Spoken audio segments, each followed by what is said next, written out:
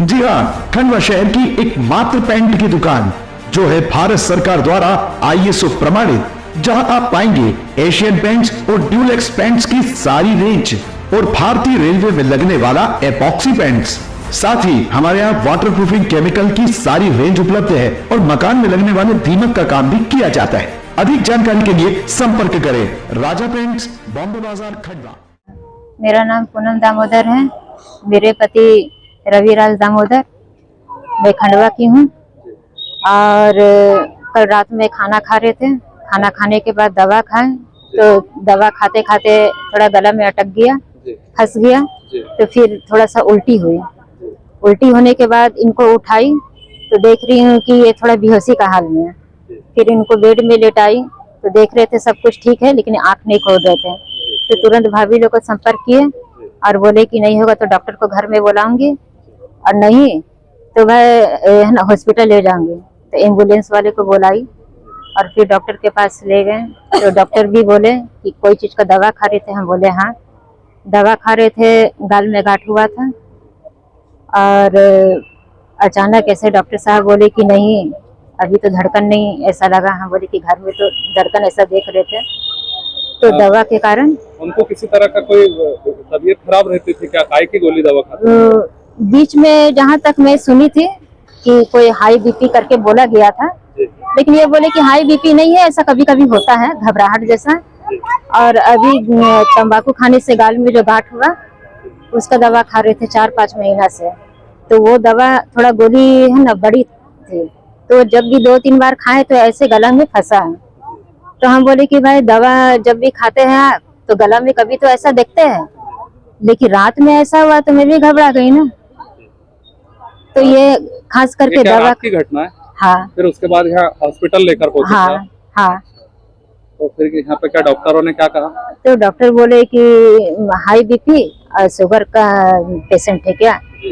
तो मैं बोली कि नहीं वैसा तो नहीं है, लेकिन एक समय शुगर का दवा खाए हैं, लेकिन बीच में छोड़ दिए थे कि ठीक हो गए हैं हम। लेकिन अंदर से हमको लगता था कि क्या पता शुगर है क्या, तो शरीर में दर्द रहता था। तो उनका दवा भी मैं लाई हूँ, डॉक्टर कल बोले थे।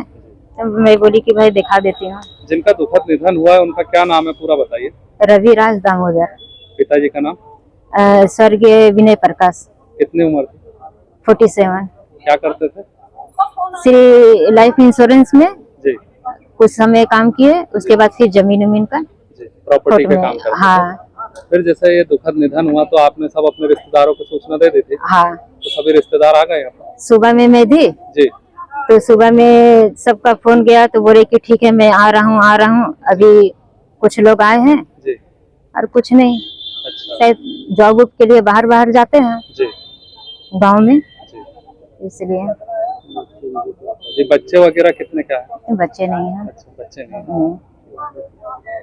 प्रॉपर्टी वगैरह खंडवा में ही थी उनकी? नहीं, गांव में सिरपुर। हाँ, तो सिरपुर का जमीन बेच करके और हम लोग फिर मकान ये सब में ध्यान दिए कि प्लाट, हाँ प्लाट लेंगे ये सब। आपका क्या नाम है? आप कहाँ के रहने वाले हैं और क्या दुखद घटना हुई? आप खंडवा के पोस्टमार्टम रूम के बाहर खड़े हुए हैं। मेरा नाम राजेंद्र भार्गव है। राष्ट्रीय स्वयंसेवक संघ में सामाजिक समरसता का जिला संयोजक हूँ मैं, और मैं आनंद नगर में निवास करता हूँ। और ये जो बच्चा है जिसका भी मतलब पोस्टमार्टम हुआ है, रविराज दामोदर इसका नाम था, और ये प्रभु प्रेमपुरम में रहता था, मेरा पूर्व परिचित रहा है। और रात में ये चूंकि दोनों पति पत्नी ही थे, और रात में कुछ उसको अटैक आया या जो भी हुआ होगा, हाँ, तो उसकी पत्नी उसको यहाँ अस्पताल लेके आई, यहाँ उसको मृत घोषित कर दिया, और उसका अभी पोस्टमार्टम होना है। तो अभी उनके कुछ रिश्तेदारों को भी हमने खबर की है, क्योंकि रिश्तेदारों से भी लगभग वो दूर हो चुका था।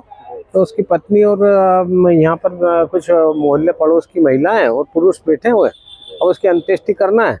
तो कुछ 1-2 रिश्तेदार भी आ चुके हैं उनके, मामा वगैरह, और बाकी मोहल्ले पड़ोस के लोग हैं, और एक हमारे साथ सुभाष यादव पूर्व पार्षद भी हैं।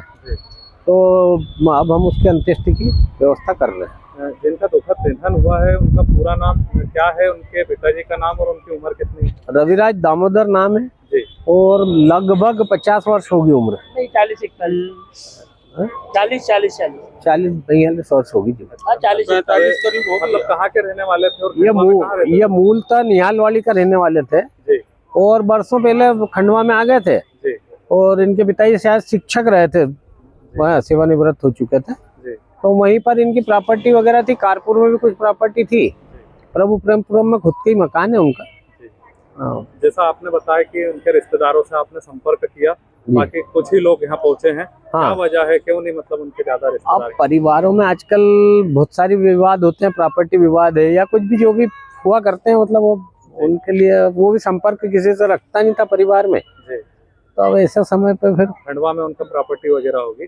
हाँ, खंडवा में प्रभु प्रेमपुरम में स्वयं का मकान है उनका। जी। खेती बाड़ी वगैरह भी होगी? खेती बाड़ी शायद कारपुर वगैरह में कहीं है, निहालवाड़ी में है कुछ जमीन है, ये मलगांव से मलगांव सिरपुर है ना। हाँ, मलगांव सिरपुर और निहालवाड़ी में कुछ प्रॉपर्टी। जी। जैसे आपको सूचना मिली कि आपके मोहल्ले के व्यक्ति का दुखद निधन हो गया, हाँ तो आप लोग यहाँ पे मोहल्ले के लोग हाँ हाँ हाँ और उनके अंतिम संस्कार की प्रक्रिया हाँ प्रारंभ मोहल्ले के कर लोग करवाएंगे? जी जी। रिश्तेदार भी आ गए? हाँ, रिश्तेदार उनके मामा आ गए हैं, सगे बुआ का लड़का आ गया है, जी। ये दो लोग तो आ ही गए हैं, बाकी नहीं आए। ठीक।